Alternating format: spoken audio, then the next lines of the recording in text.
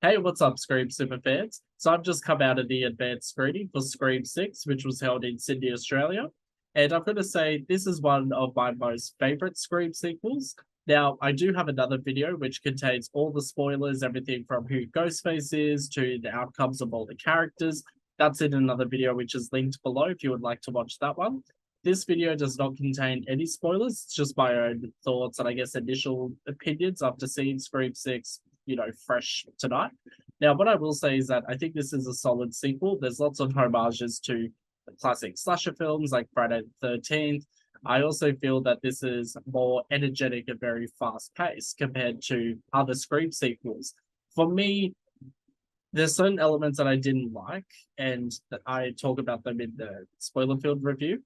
And for me, it feels like there were some really great ideas. Most did execute them quite well, but there's just some parts that I felt were either quite rushed or quite forced. I'm not sure if that's because, they only had a year to make this movie, considering Scream 5 came out in January 2022. But I felt just maybe some tightening up of the concepts could have worked. I really enjoyed the welcome return of Kirby character from Scream 4. I always loved Hayden Panettiere. I mean, she's had such a varied film career, everything from Scream to, that god awful Bring It On All or Nothing movie where she's the white girl doing that.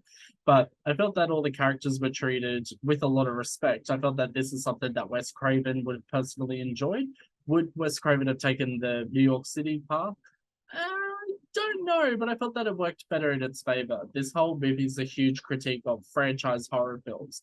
And, one little spoiler, which I will give away, but it doesn't give out the outcomes of who Ghostface is and whatnot, is that Mindy talks about how this movie and also like the state of horror and whatnot, is that everything's a sequel to a prequel, or for lack of a better word, everything is a franchise. So that means the next installment is always more bloodier, more action packed, takes place in a new setting, and that all legacy characters are on the table for, I guess, when it comes to death.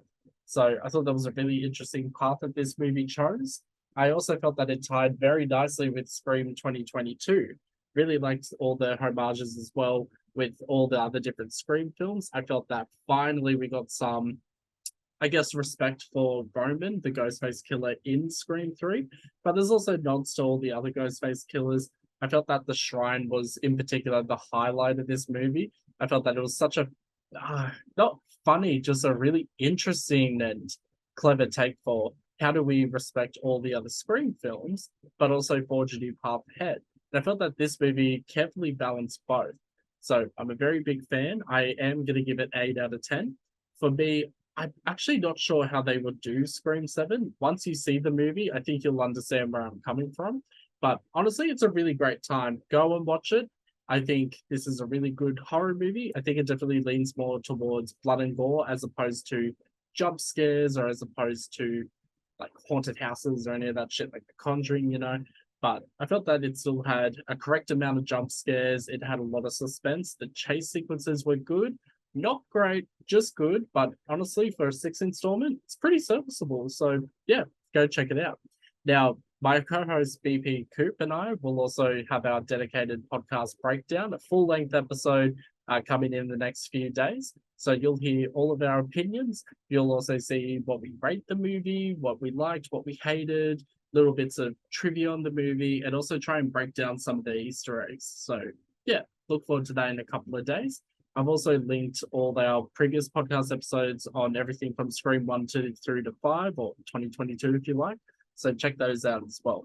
Oh, and also let me know your thoughts in the comments below. If you have seen this already, what are your overall thoughts? And please don't try and spoil everything. No one likes that asshole that likes spoiling Scream movies. So yeah, don't do that. Anyways, thanks for watching. Bye.